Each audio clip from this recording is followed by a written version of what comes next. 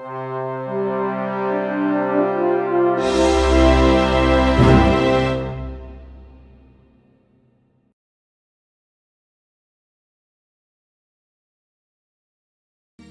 to another episode of the Astra podcast. Today we have with us Steven Vanden Broecke. Welcome. It has been a while since we've been talking about doing this episode, but finally we got to do it, which is great. For people who don't know, Professor Steven Vanden Broecke, he studied history and philosophy at Louvain, and he's now a professor at Ghent University. And one of the things interesting, your thesis, your PhD thesis, was judged by John North, among other big names. So, yeah. How was that experience? To be judged by one of these. It was wonderful. Figures.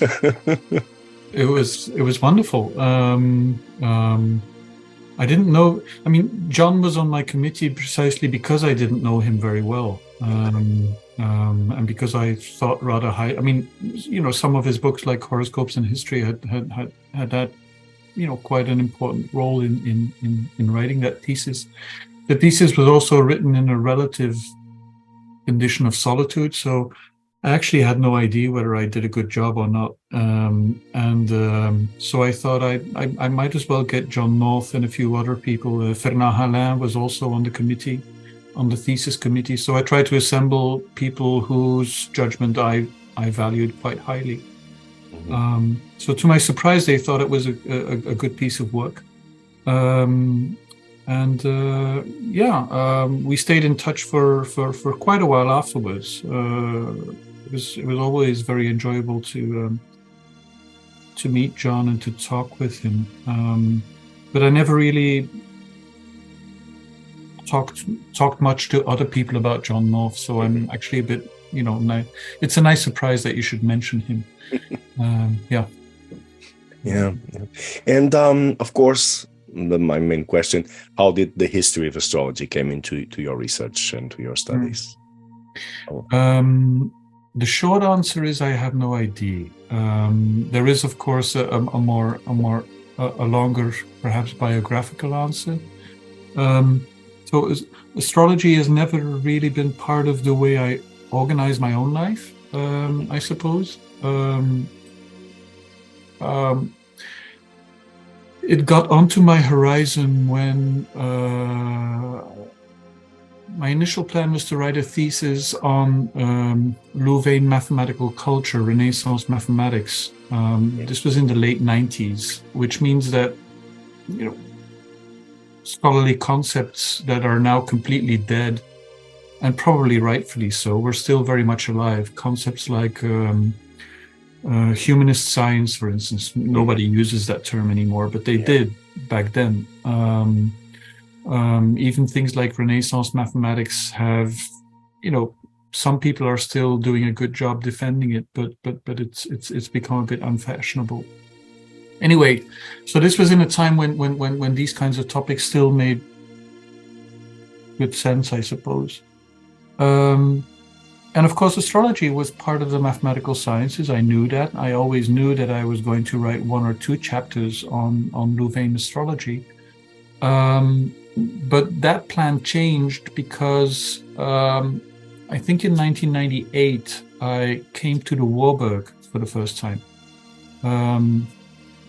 I needed to spend some time at a place where they actually knew their history of astrology. So I thought, the Warburg's probably one of the better choices. And Jill Cray and Charles Burnett had agreed to supervise me for the duration of my period there. Okay. Anyway, so I decamp on the famous 4th floor, which is now the 3rd one, I understand. But anyway.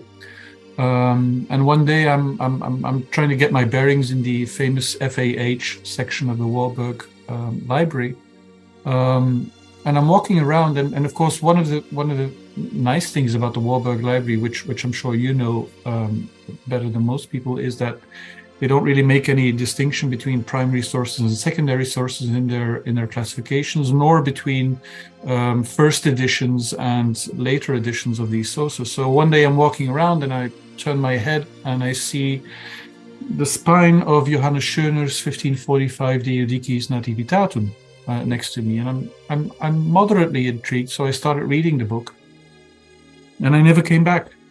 Essentially, so the long answer is it was the Warburg copy of Johannes Schöner's De Judicis Nativitatum that did it. I was so mesmerized by this book and by the technicality of it, etc., that I immediately started studying it extensively and decided to write the entire thesis about these topics. Mm-hmm. Okay. Which is not really a proper answer, but it's the best I can do. Yeah, no, it's a fine answer. It suddenly it popped up into your process, and you went with it. It's interesting. Yeah, and the Warburg does have that effect. Yeah, and it still fascinates me, the topic. It's I don't know what it is that makes me tick, but it does. Yeah, I think astrology has this. And please let me know your opinion. Astrology has this place in, let's say, in the collection of bodies of knowledge, of human bodies of knowledge, that it's never really in a group. Mm-hmm. It sort of lingers perhaps on its own category and then intercepts with several things, but it's never completely part of mathematics. It's never truly a part of medicine. It just is its own thing that it's true. It's everywhere. Yeah. I'm not going to say that it's essentially marginal, but it's very easy to take it as a point of departure if you are interested in margins, let's say. Yeah. And this I definitely am. So that's probably part of the attraction that it always pushes you into the margins of the big stories that we're told. Yeah, exactly. And it's still in academia, still to this day. We still have the wretched sciences, the famous wretched sciences. Yeah, it's also there's also a feedback process involved, of course. Yeah. Although that's gotten a lot better. When I started out with this topic, it was really bad to be a historian of astrology for some people. I think that situation has changed tremendously for the better. Yeah, I believe so. Although we sometimes I have faced small pockets of people who do not really digest, let's say, the concept. It's true. Maybe I'm just fortunate not to meet them anymore. It's true. Who knows? Yeah. They're out there in fewer numbers, thankfully.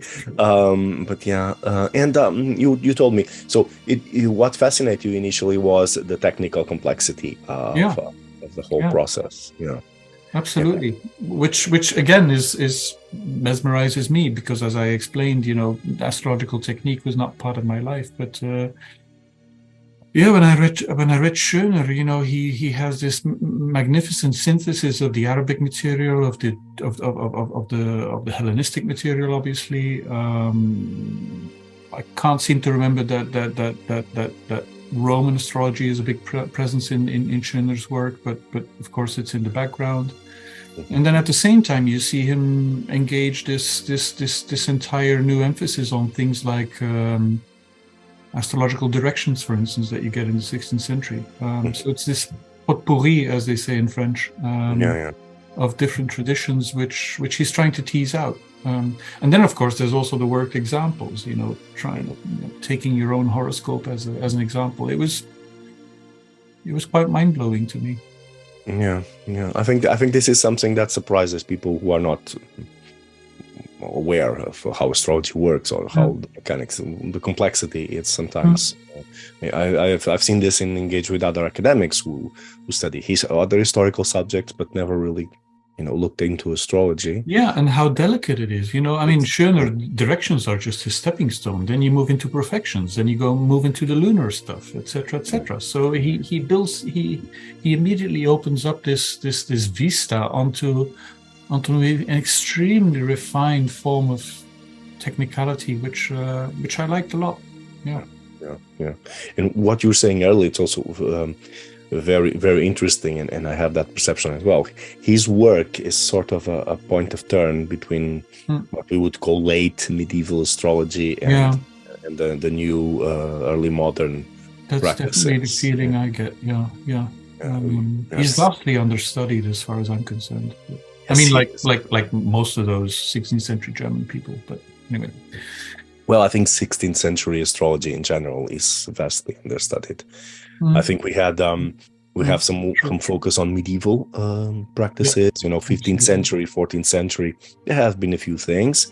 Then we have some focus on the 17th century, because there's a lot of material and of course a very interesting one. So people focus there. But then there's this gap of the 16th century where historiography is scarce. It's not. It's true. More diluted, and I think it's a key century in the process of, let's say, the transformation from a medieval approach to astrology to an early modern approach to astrology. Yeah. So all we need to do is make it sexy. And I'm still trying to figure that one out. Yeah, exactly. We're having these discussions here and there. About how to make these topics sexy enough to get the proper attention from the academics and the students. Yeah. True. And regarding the limits of influence, so your the book that came out of your PhD. Well, I'll speak with my perception. It was very useful because it also deals with.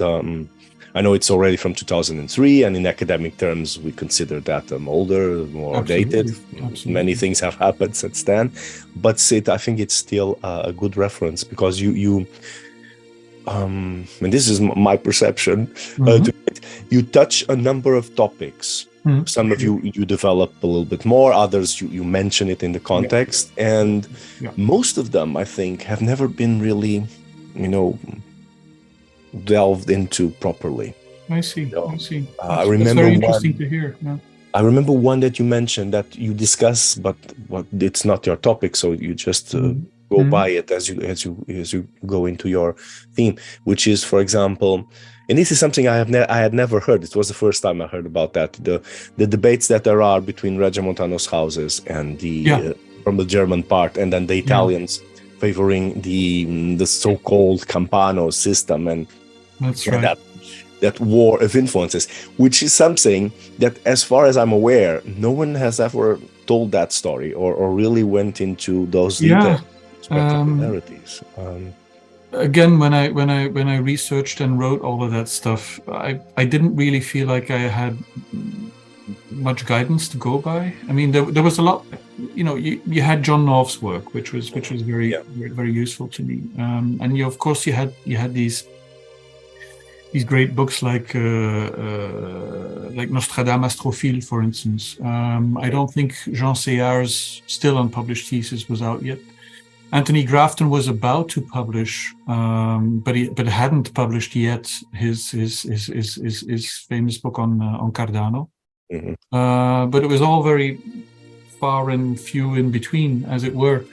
Yeah. So I was basically following my actors. What were they obsessing about? And to my surprise, it was very clear that they were obsessing about these houses.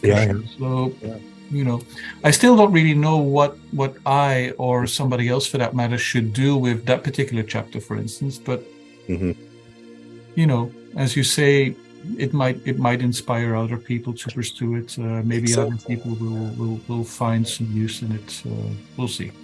Yeah, because my question regarding that, and that this spotted my curiosity, as you know, one of my main interests is it's the technical aspects of astrology, and that the houses are a big technical aspect of astrology. Is that we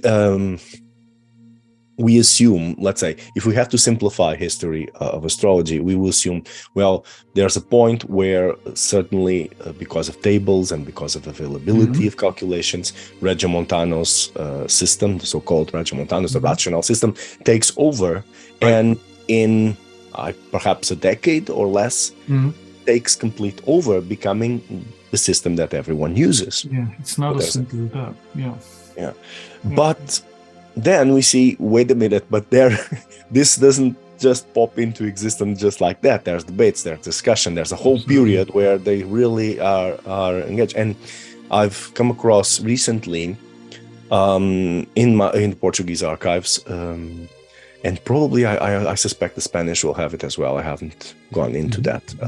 We'll hope in the near future, you still see the old system. So the so-called Alcabitius division, or what John North calls the standard system, still in use as late as the beginning of the 17th century. Right. So we're not looking at something that is uniform. No. So that rule that everyone was using Regiomontanos, most were. We have evidences of that by the amount, but still there's the more interesting story on the background that should be.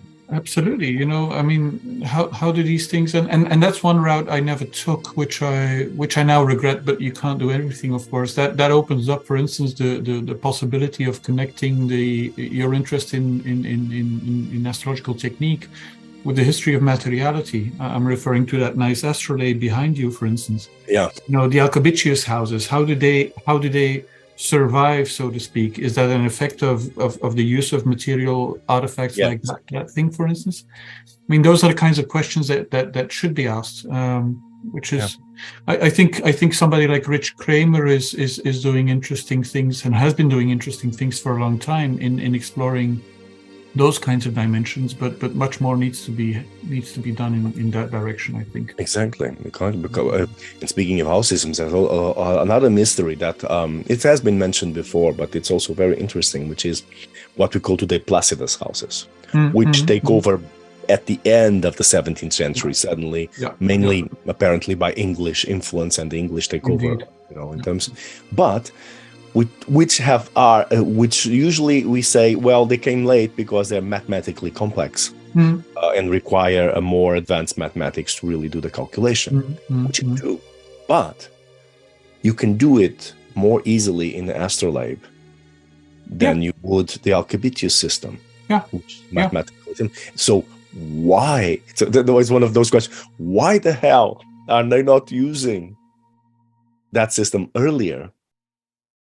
Because you just need to put the right degree on the ascendant of the astrolabe, follow the hour lines, and there it is. So we have materiality in terms of makes it easy, but then there's something on the conceptual that makes those two aspects not link in this particular example. And I think these are very interesting topics to engage. It's a lovely one. So if somebody were to pick up the history of house division, I would strongly urge them not to limit themselves to the textual intellectual debates the way I did it, but also to look at the whole materiality of house division. Anyway. Yeah. So again, it's us trying to make this sexy. I suppose so. Yeah. It's part of it. Yeah. But it's also where historiography has gone, right? And should go. I mean, exactly. But we all have our fights to fight. So we can't. Yeah, exactly. We can't do everything. We have to hope that other people, pick up that, and sometimes people who have more better capabilities or access to materials that really can make good use of them. And what are your latest interests in this field? You first, before that, I would like to ask, how much is the history of astrology a part of your life as a researcher? Of course, you have published and you're still publishing on the topic, but for example, in class engagement, in the way you teach. So I'll start with the research part, and then I'll move into the teaching part. Research-wise, very much so. Although I'm actually also surprised that fewer people seem to realize this than I always assume that people see me as the astrology guy or the local astrology guy. To my surprise, they don't. But anyway, so I'm not sure what my identity is. But anyway, so as far as I'm concerned, it's very much on my radar. Maybe for good, maybe not. I'm not sure yet. But at least now I'm still actively working on a book, which is going to be about astrology. But I'll talk about that later on, probably. But I'm also pursuing other interests, of course. I still have a standing interest in kind of local history of science, especially 17th century Spanish Netherlandish science is something I'm not getting away from because, well, first of all, because almost nobody else is doing it right now. But second of all, also out of this kind of atavistic, nationalistic impulse, I suspect. Nah, there you have it. It's profoundly unsexy, but there you go.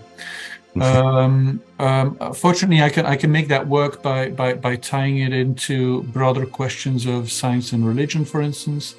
I'm also very interested in how a shared culture of neo-Stoicism, for instance, works as a vector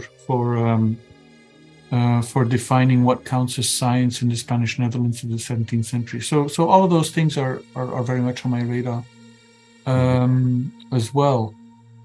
And then in teaching-wise, astrology plays virtually no role. I'll mention it sometimes to my students. I will definitely encourage them to explore them, but my experience is that they find it extremely intimidating, and I have no idea why. But this is across the spectrum, from first-year students down to graduate level students. They just find astrology terribly intimidating, which is a bit weird to me. But anyway, there it is. Now that you mention it, it's strange. Yeah, why?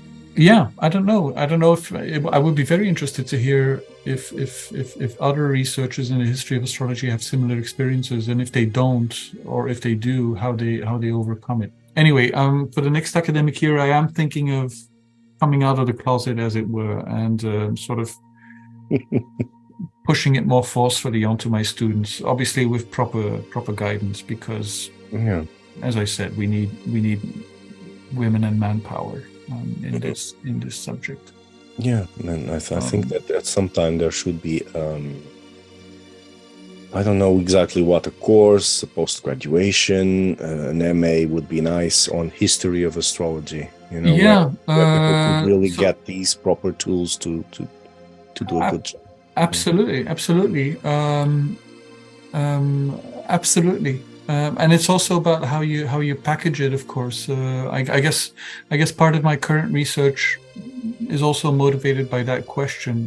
How do you defend the broader relevance of studying history of astrology for training historians or training historians of science? Yeah. There are a few good answers, some of which we already explored during this talk, but I think there are many more. Anyway, I'll start testing out some stuff. Yeah. I think one of them is the fact, which often is not perceived even by some historians, that how shall I phrase this? The level of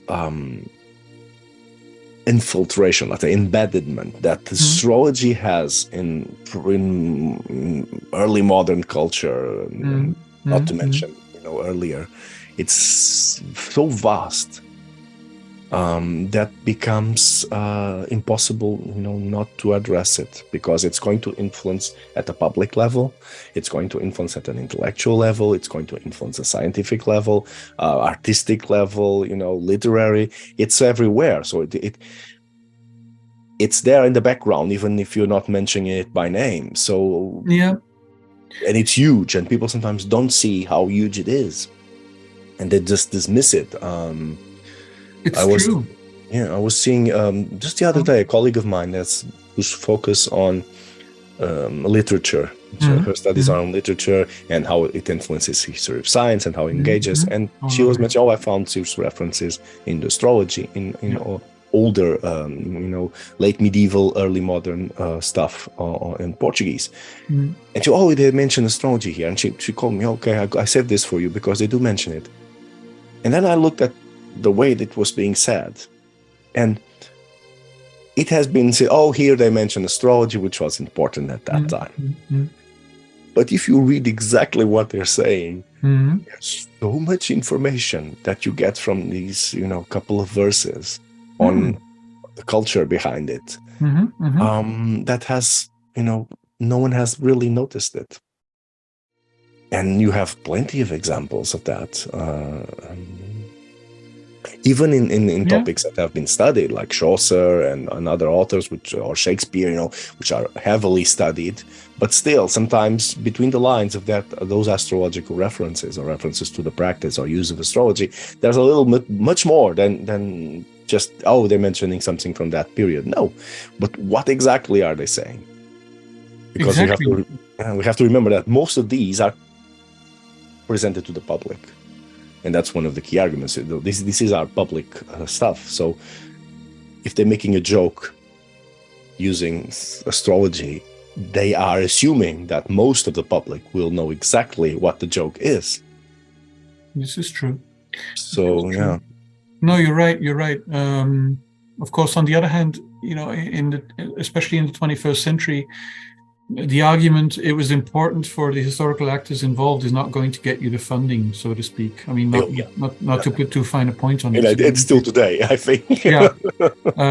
So while I agree with you, the question is, how do you make it work for the kinds of questions that will, not necessarily get you funding, but that define what historians do these days.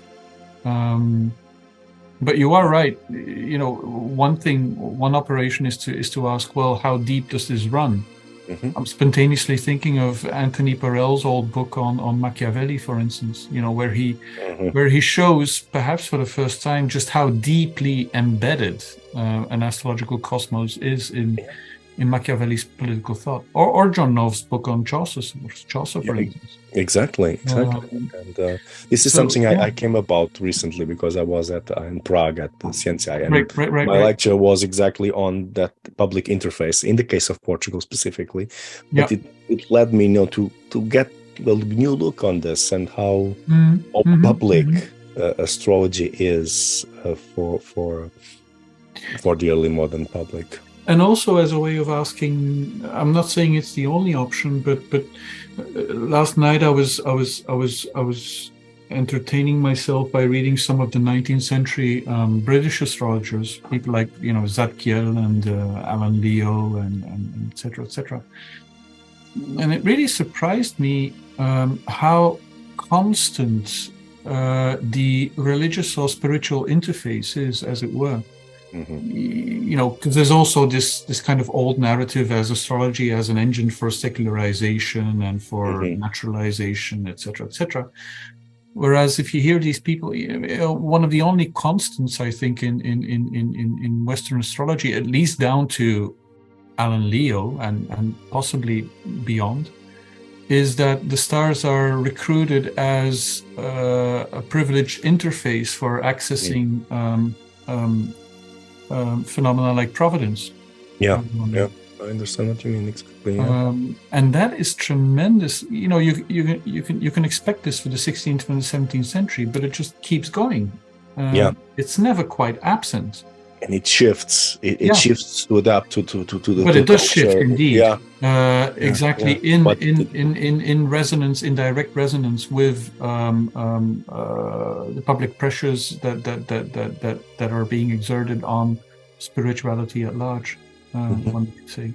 Yeah, and I think for the 19th century, now that you mention it, and probably the 18th century as well, there is this very strange contradiction with astrology being at the same time this access gate to spirituality or to magic, those the occult sciences where it's fitted at this point, and at the same time a superstition of old that has been completely outdated for science. And even in astrological authors, those two live together.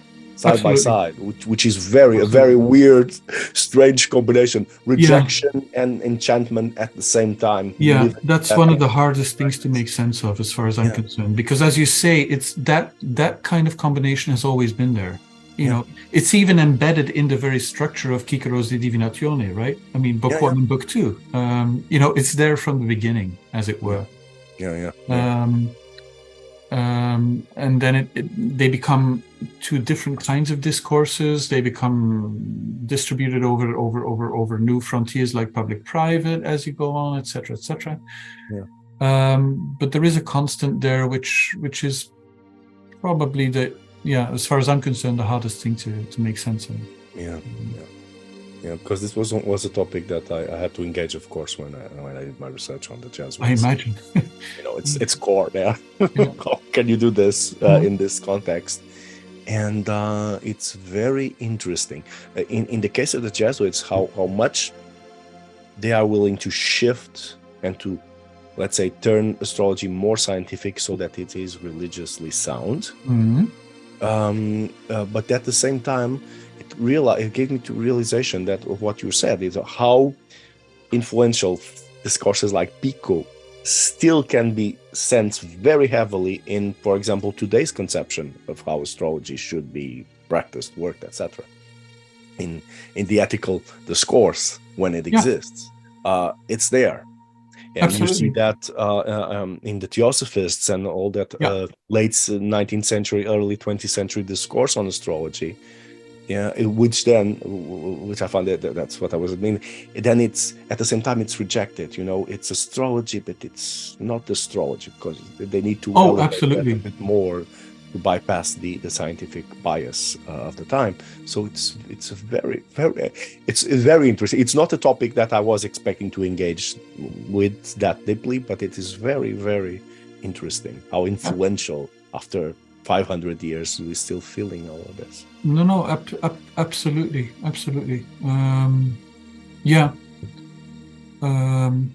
These are very important.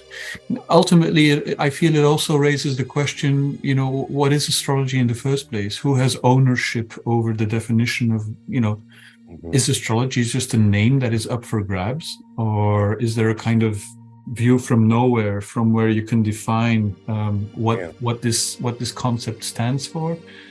If you take a sufficiently long-term perspective on the history of astrology, it becomes pretty hard to even define it. I mean, not impossible, but you start to realize that more discursive techniques and techniques of othering and of self-defining via projecting danger onto bad forms of astrology are how foundational those are for the discourse of astrology.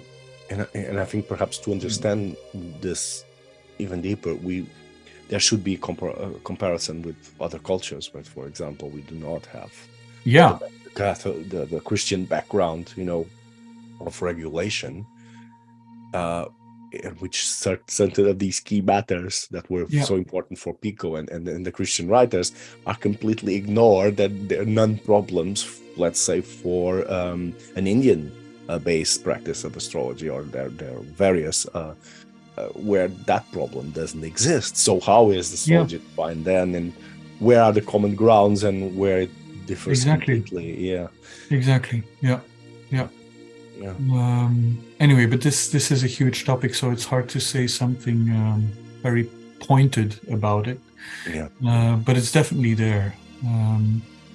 And one of the comparisons that I like to make is with what has happened in the study of demonology or superstition, for instance. You know, the whole literature on demonology and discourses on demonology, discourses on superstition has been extremely refined for the past 20 years.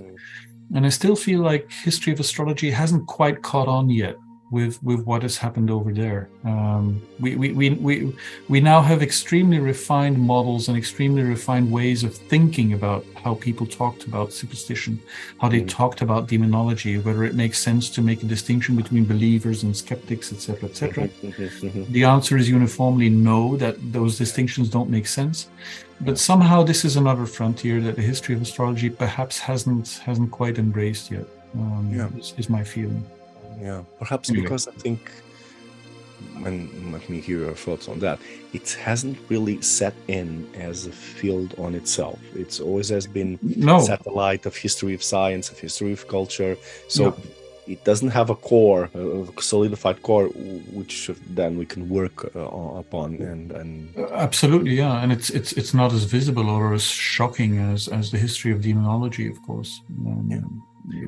Which again is perhaps even a more niche topic than history of astrology. So I'm not sure. I'm not certain. Yeah. Now that I said that out loud, you're right. Yeah. I don't know. Probably it's difficult to compare these things. Probably their weight, let's say, in cultural terms, are more or less the same. I don't know. Yeah. I mean, one advantage if you're doing history of demonology is that you don't really need to worry a lot about. You can sort of ride the wave of the history of the witchcraft trials and sort of stop somewhere in the 1720s, right? Yeah. Or 1730s, and you might do a little work on vampires if you're really so inclined, but that's about it. Whereas astrology, it just keeps going. We have to face the modern consequences. Yeah, so that complicates things a little bit, I think. Yeah. Anyway. Yeah, that's true. Yeah. So now I would ask you what I was going to ask before we engage this slide, which is your recent research, which was right. On well, it's gone on for quite a while. I'm not sure why it's taking me so long, but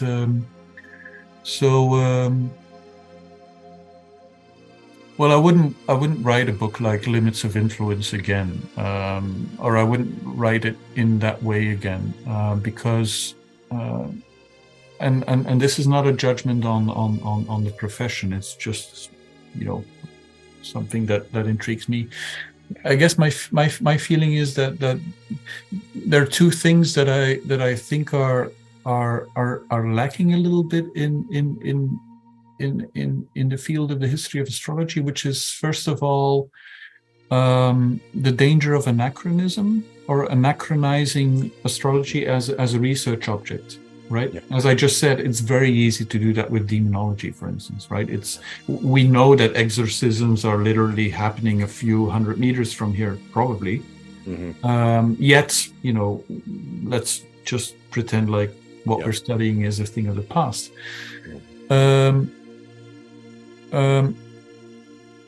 Although it's a lot harder to make the claim that astrology is a thing of the past. I mean, it's impossible to make that claim, right?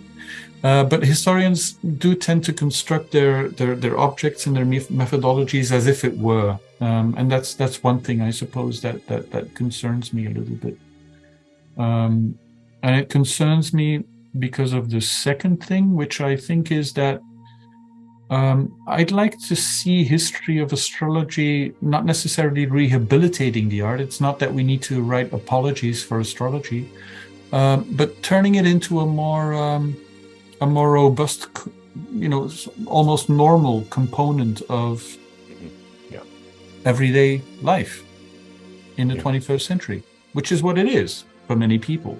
Yeah. But again,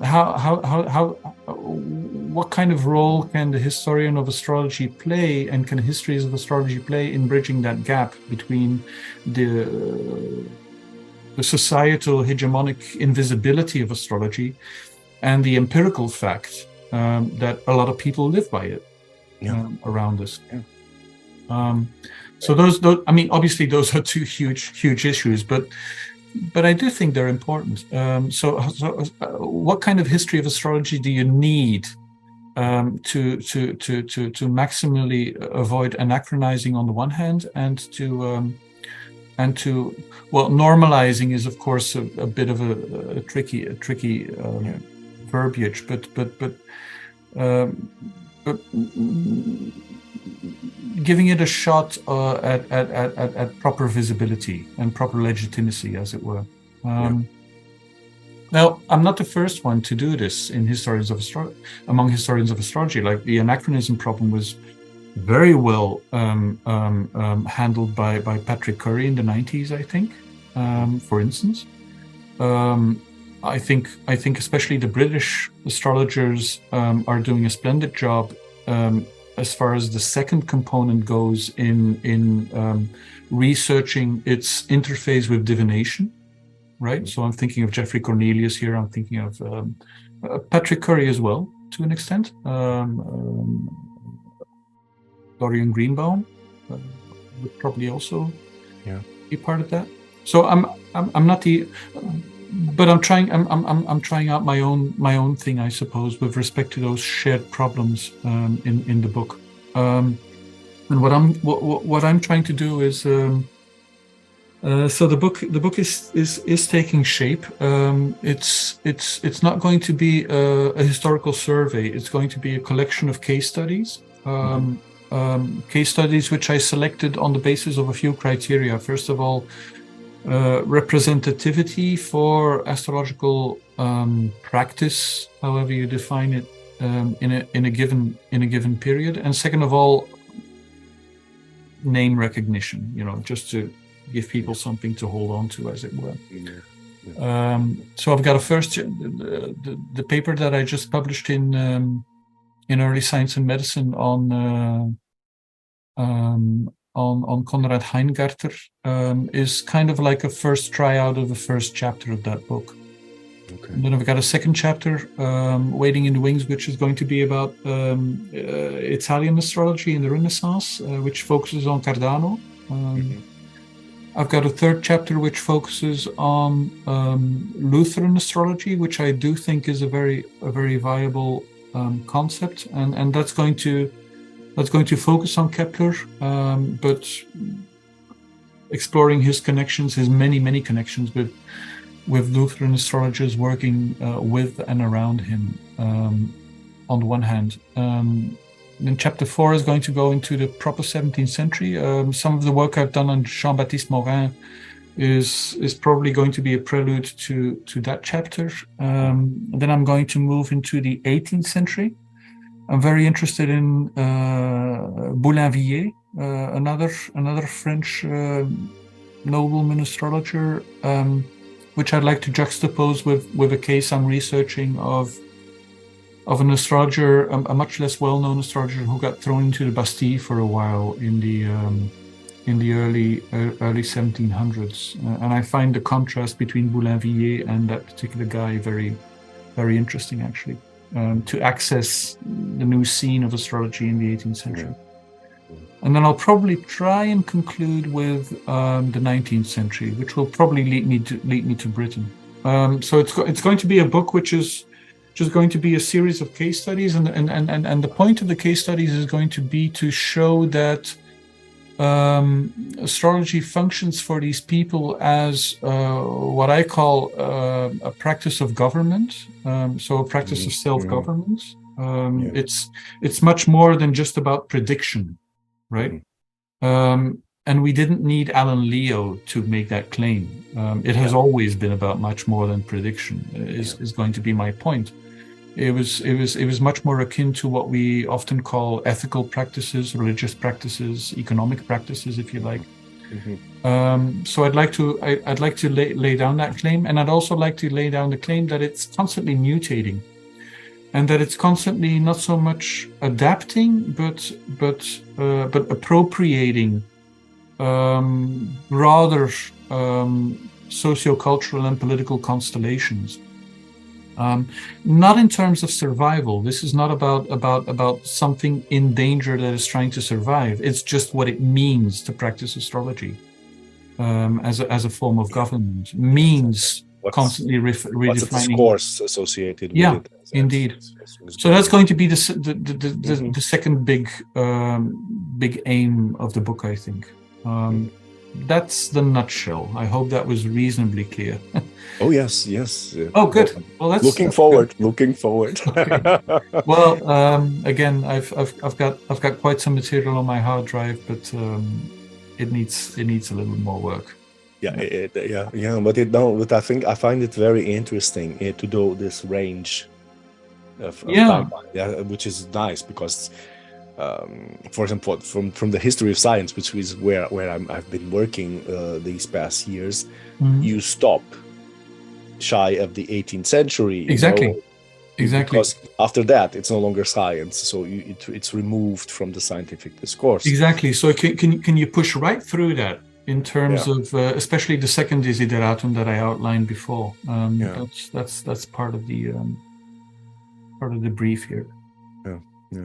Yeah. It also means actually relativizing the question of the marginalization of astrology.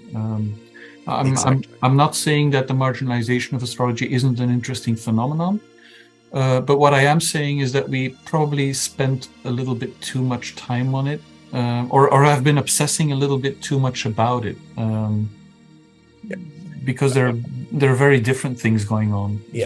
But that's a history of science thing. Well, that's the anachronism thing, right? Exactly. Yeah.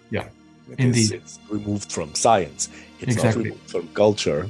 Yeah. Assumes probably another close, another discourse, but it's not removed from culture at all. We have it nowadays, Totally. And just a few days ago, I've seen a commercial using the terms like return of Saturn and stuff like that, which are very technical into astrology. It's coming in commercials, so totally. It's here. It's the and the more you look at the 18th century, the more you realize. I'm not saying it's business as usual. It isn't, right? I mean, textbooks aren't being published. If they want textbooks, they are looking to the 17th century for a large part. All these things are true.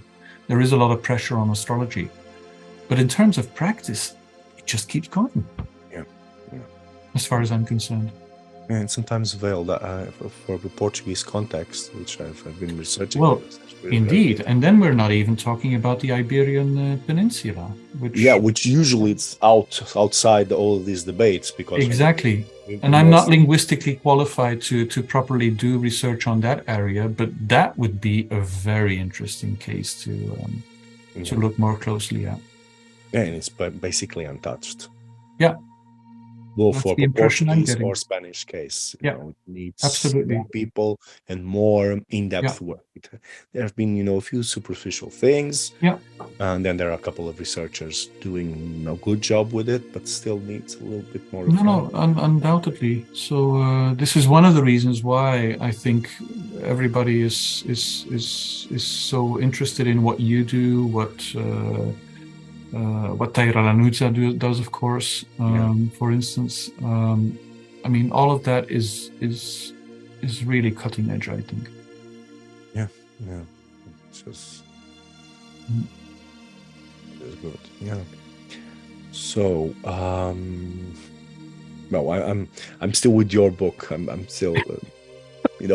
That anticipation, that would be a nice thing to have. Yeah.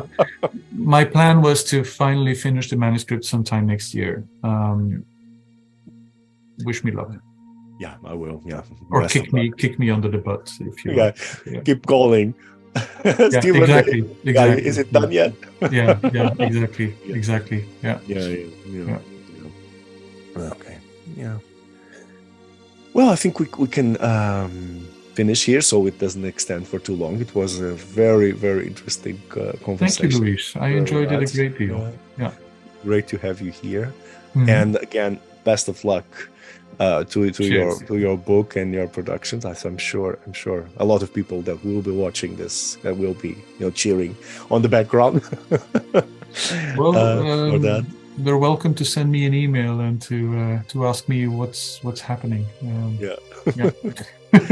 Okay. So thank Because you. I'm Yeah. like many academics, I'm writing this basically in my spare time, of course. Exactly. Yeah. But anyway, yeah.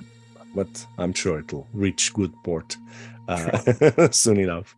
Yeah. Okay. Thank you very much for coming Thank you, into the Louis. podcast. It was a pleasure to have you, and I hope we Likewise. can discuss other things in the future, including your book, the publication of your book. I hope perhaps Okay. before that, but yeah, I think. Okay, I'll mental note taken. Good. Okay. All right. Thank you. Thank you. Bye-bye. Bye.